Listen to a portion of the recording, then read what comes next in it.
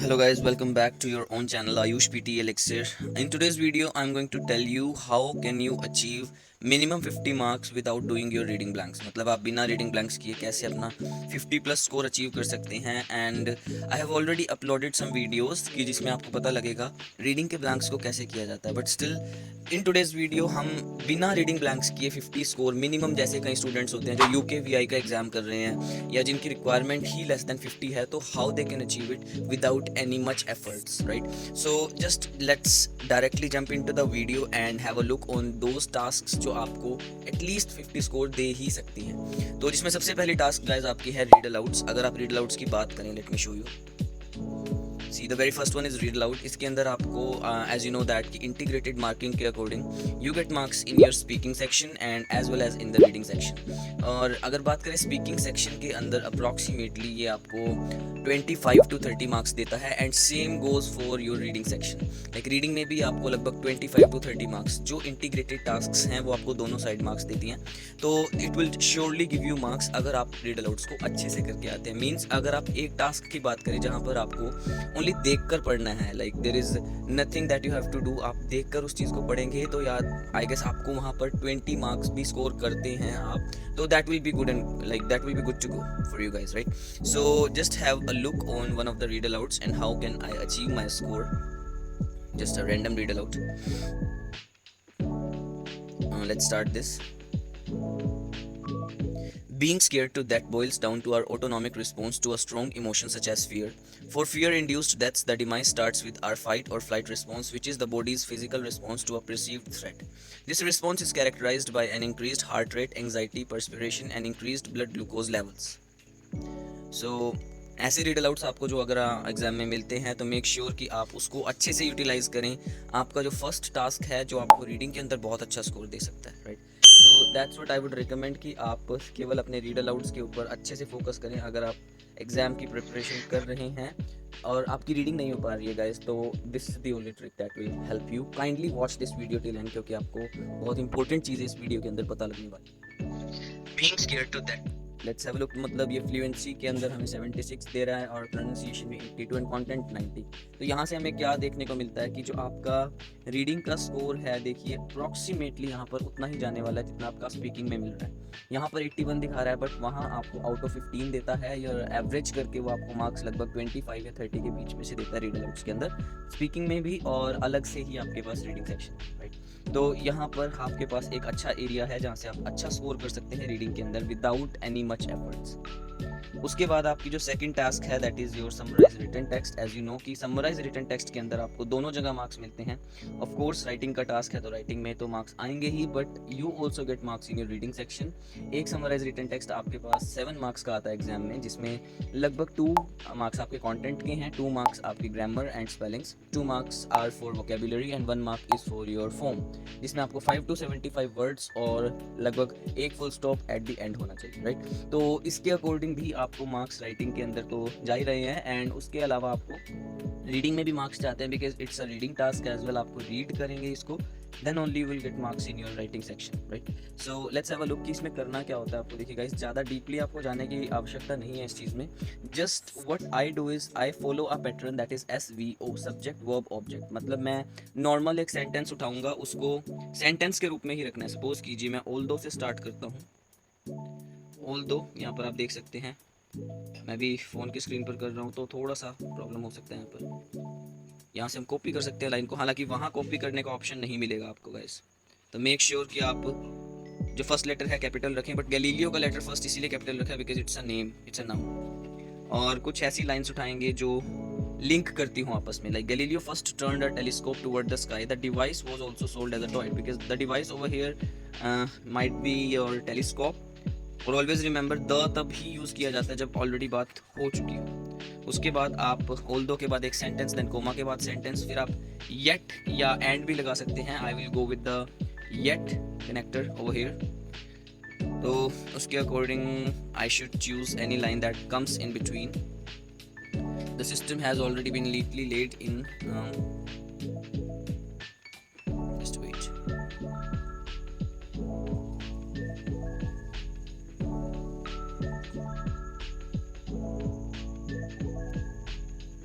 तो तो आप नॉर्मल पूरी लाइंस उठाएं जहाँ पर सब्जेक्ट वर्ब ऑब्जेक्ट आ रहा है, क्योंकि तभी आपको रीडिंग के मार्क्स मिलेंगे, राइटिंग के मार्क्स मिलेंगे, अदरवाइज आपको स्कोर नहीं मिलने वाला है। उसके बाद so last line will be like this. I am not saying कि जस्ट इसको आप ऐसे ही लगाएं, थोड़ा रीड आउट करें, उसके बाद आप आंसर्स को लिखें अपने।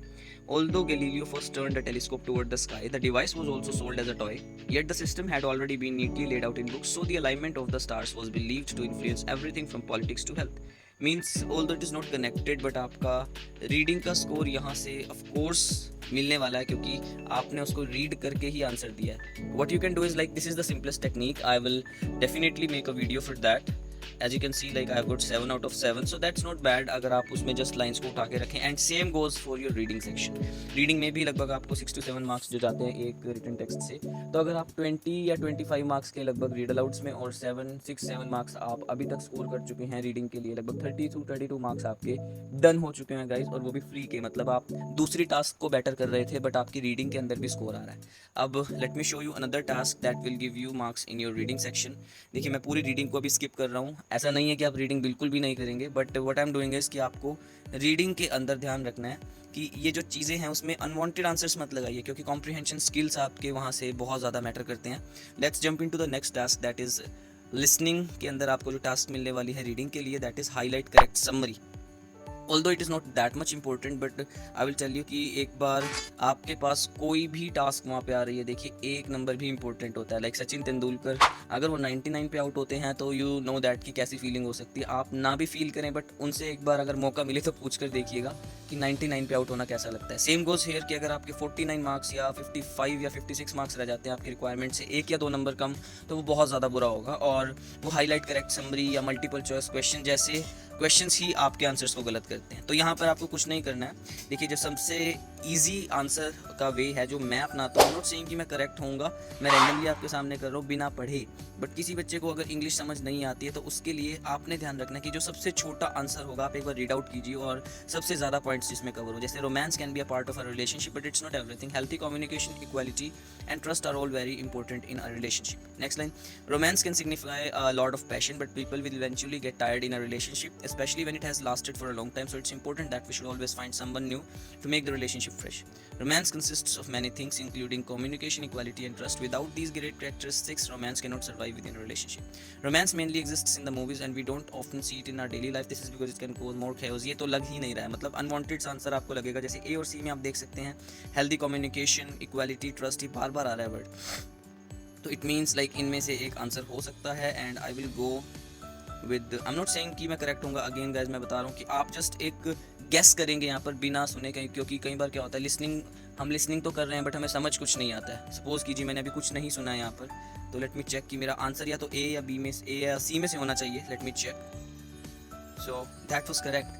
यहाँ पर ये सबसे छोटा आंसर है और यही ट्रिक मैं मोस्टली अपनाता हूँ और अपने स्टूडेंट्स को बताता हूँ कि आप लास्ट तक उस आंसर्स को पढ़ें और जिसके अंदर ज़्यादा कीवर्ड्स कवर हों। यहाँ से भी आप 1 या 2 नंबर स्कोर कर सकते हैं गाइस, तो मेक श्योर कि आप इसको इतना हल्के में मत लें।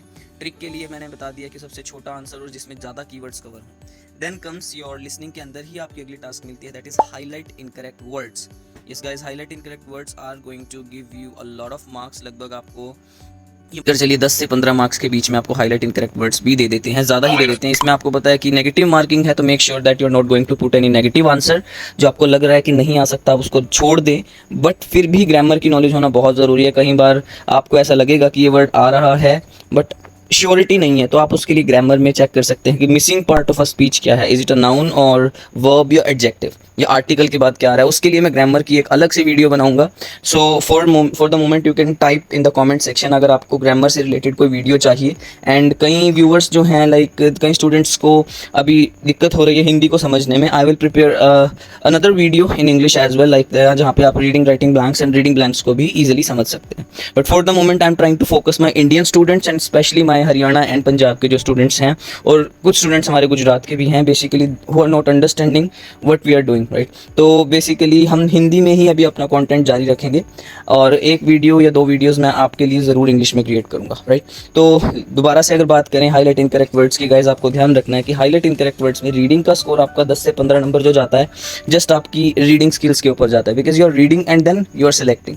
आपको ध्यान रखना है कि गलत आंसर मत लगाएं, वहाँ से रीडिंग का आपका स्कोर इम्पैक्ट होता है।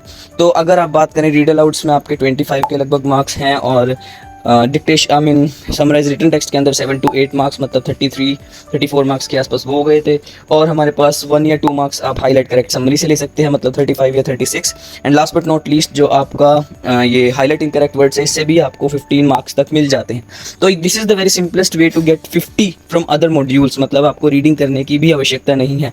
So these were all the tricks that I wanted to tell you guys. तो अगर आपके मन में कोई भी डाउट है, feel free to ask me. I am always there as Ayush PT Elixir. Since the last 7 to 8 years I have been training my students, and I have cleared many students who have got their desired results. So make sure that you want to get, if you really want to score high, you can directly call on this number जो आपको number दिया गया है screen पर, इस पर call कीजिएगा। और अगर आपको क्लासेस चाहिए ऑनलाइन या ऑफलाइन, आप अपने टाइम के अकॉर्डिंग भी सुटेबल टाइम फाइंड कर सकते हैं। And please do not forget to subscribe to this channel guys, and share this video with your mates. Thank you so much and have a good day.